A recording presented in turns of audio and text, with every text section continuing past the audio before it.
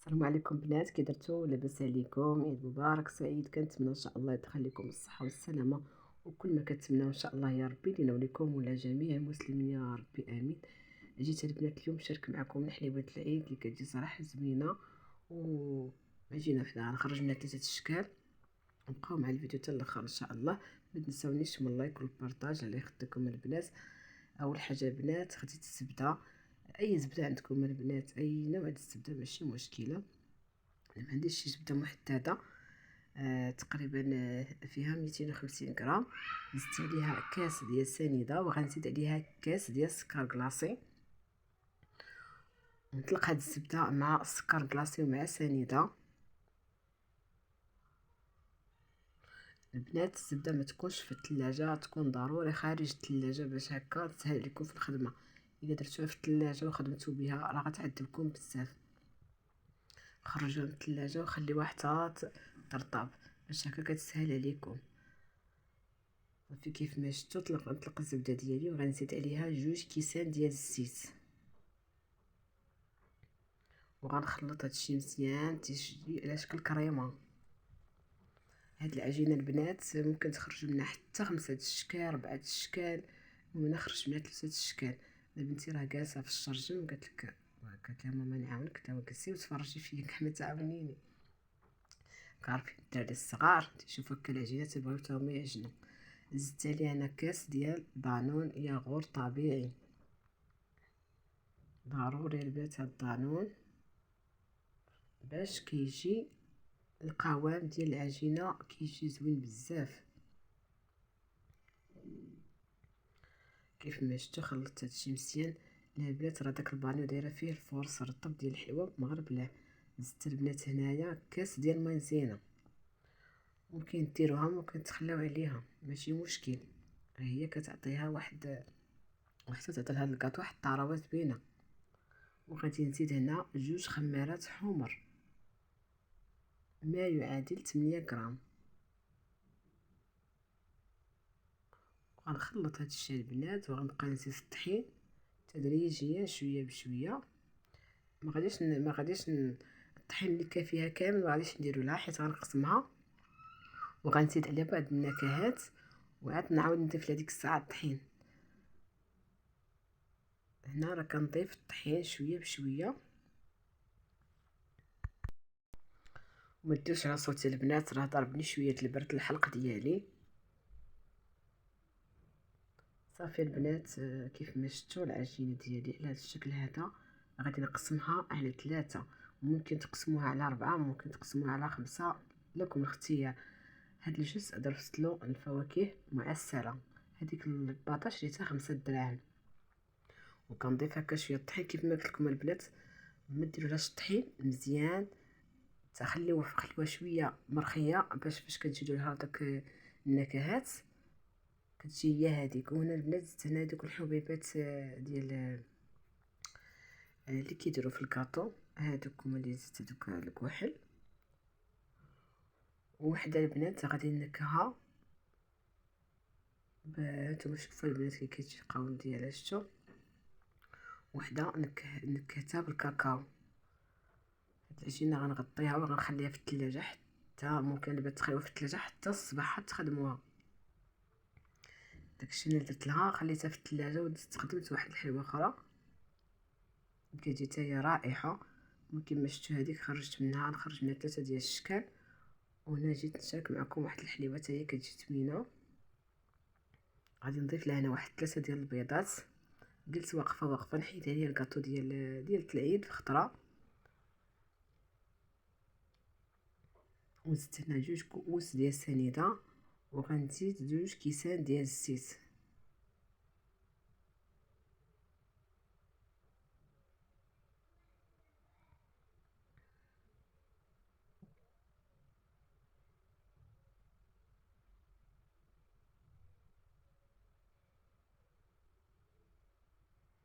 وغنزيد البنات هنايا القشور ديال الحامض، ممكن ديروا قشور ديال الليمون.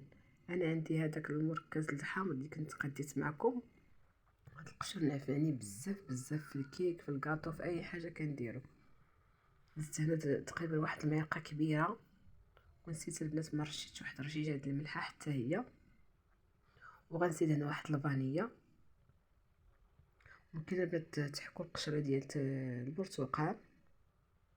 وهنا عندي الطحين كنغربلو عاد كنديرو في هاد البانيو باش هكا تتسهل عليا الخدمه. وعندي هنا واحد جوج خمارات حمر ما يعادل 8 غرام. حتى نضيف الطحين عاد غادي نزيدهم ديك الساعه. صافي غندوز هنا نخلط البيض والمكونات اللي درت ونبقى نزيد البيض تدريجيا، الطحين اعتذر تدريجيا. صافي حصلت على هاد العجينه كتجي بحال هاد الشكل هذا. صافي خليتها ترتاح ودازت البنات هنايا. راه حتى العجينه ديال اللي صاوبت معكم ديال اللي فيها البيض حتى البنات خليتها في الثلاجه حتى الصباح ما توقع لها حتى شي حاجه. خدمت كلشي هكا بالعشيه. كنت باغا زعما من المغرب نوض ونقاد ساعه ما قديتش. صافي قلت خليتها الصباح. صافي نت الصباح نت صافي كنخدمهم جاوني ساهلين. كنت صافي راني عجنتهم جاوني في الخدمه ساهلين. شديت هنا العجينه غادي نطلقها. ديروا ميكا هكا باش ما تلصق لكمش. كنطلقها بالمدلك واي رشمه عندكم اي طابع بغيتي ديروه لكم الاختيار البنات.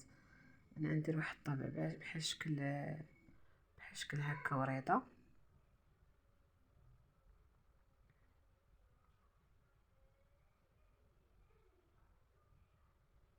بهذا الشكل هذا بحال شكل الريشه اللي كتكون في الوريضه بحال هكاك.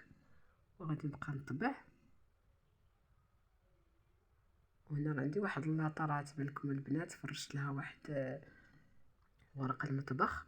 وتما دوك البنات واحد جوج طبيصلات، واحد فيها الصفر ديال البيض ديال البيض وواحد فيها كاوكاو مطحون مهرمش ماشي مطحون كان غير مهرمش. حيت هاد الحلوه هادي غادي ندهنها بابيض البيض وغادي ندير لها الكاوكاو مهرمش باش يلصق فيها. نتوما لكم الاختيار كيف ما بغيتو تزينوا الحاجه زينوها. ممكن ديروا لها غير الشكلاط، ممكن تخليوها بلا ما تزينوها راه كتجي زوينه البنات. في هنا راني كنطبع العجينه ديالي كامله.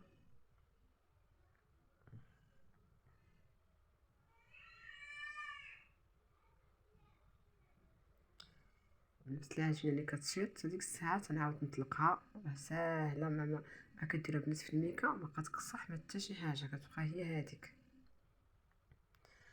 هنا خرجت لي جوج لاطات تبارك الله. شوفوا البنات جوج لاطات اللي خرجت تبارك الله ما شاء الله. غادي نشد دابا ابيض البيض وغادي نبدا ندهن ونرش عليهم الكاوكاو مهرمش. كنديرو ابيض البيض باش داك الكاوكاو تيبقى لاصق ما تيطيرش. والفران خلاص راني رديتو كيسخن ناقصه عليه البوطه. الفران غير ديال الكاز البنات.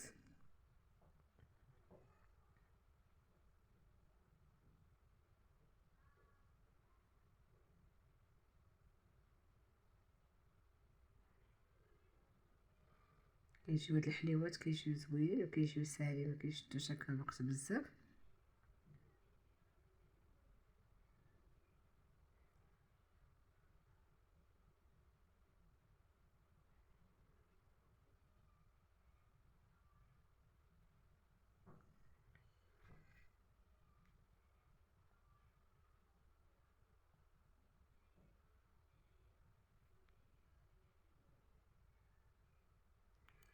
صافي البنات الحلوه ديالي درتها في الفران طيب.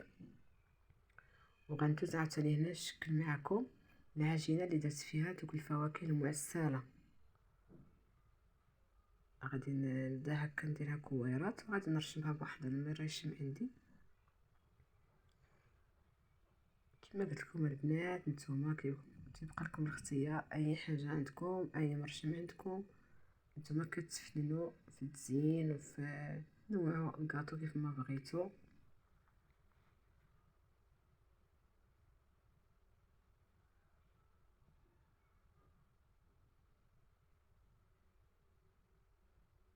وشتي البنات تبارك الله كتخرج كميه كثيره. ديك العجينه كتخرج كميه كثير تبارك الله. نتوما شفتوا وممكن تقسموها حتى على 4. انا شفتو طبعتها صافي رديتها للفرن طيب. كنجرب هكا شويه البنات الفيديو باش هكا ما يجيش طويل. ايوا هنا ستفت داك الحلوه ديالي، خرجتها من الفران ستفتها باش ندير لها الشكلاط، ودرت الشكلاط في ديك الميكا، ودرت لها اي واحد النغيزه ديال التقيبه هكا، وما بغاش يخرج الشكلاط. عاوتاني تقبتها شي شويه وما بغاش يخرج، وفي التالي وانا نقطعها شويه بالمقص عاد خرج ليا البنات. هانتوما شوف انا كنديرها وما كيبغيش يخرج ليا، في التالي قطعتها شويه بالمقص عاد بدا يخرج. هانتوما نديو شربت على داك الحامض راه غنصاوب به العصير صافي. هكا دا هو الدسين ديال الحلوه ديالي، تيبقى داك الكاوكاو لاصق فيها ما كيطير ما حتى شي حاجه. وكنزينو هكا بالشكلاط اسود، ممكن تزينو بالشكلاط ابيض اللي بغيتو. وهنا بقات لي عجينه الاخيره اللي درت لها الكاكاو غادي نطبعها هكا بحال شكل هلال. هادي البنات غادي نزينها بالسكر كلاصي بالشكلاط ابيض. هانتوما البنات، انا البنات راني صاوبت حتى الحلوه ديال التمر، ما شاركتهاش معكم حيت هكا ما يجيش الفيديو هكا طويل. وعجنت حتى الرغايف عجنتهم، ولكن حنا ضروري خص يكون عندنا الرغايف في المائده ديال الافطار ديال العيد. هانتوما البنات شفتوا صافي. من بعد ما غادي ندوب هكا الشكلاط الابيض. شفتوا كاين البنات شي وحدين ما تيصدقلهمش الشكلاط الابيض، كيجي بحال محباب بحال الا قاصح ما عرف. المهم واحد الاخت كانت قالتها ليا بقاو ديروا هكا فاش تردوه في حمام ماري باش يذوب، متزيدولوش كاع الزيت حتى يذوب، عاد تديروا واحد شويه الزيت وطلقوه هكا صافي. شوفوا البنات هادي الخدمه اللي درت له صدق لي مزيان.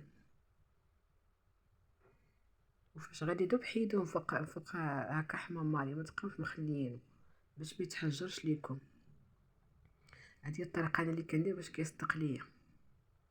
صافي هنا كندير غير نص ديال الشكلاط الابيض ونص كيبقى هكا كحل. فرشت هنا واحد الورقه ديال المطبخ هكا باش ما يلصقليش هكا الكاطو.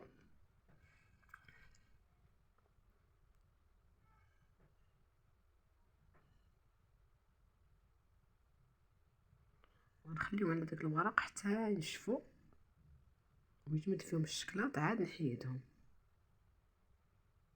مع دابا الصهد راه تعطلوا باش نشفوا ليا، حيت عندنا حنا هنا الجو سخون بزاف في مدينه مكناس.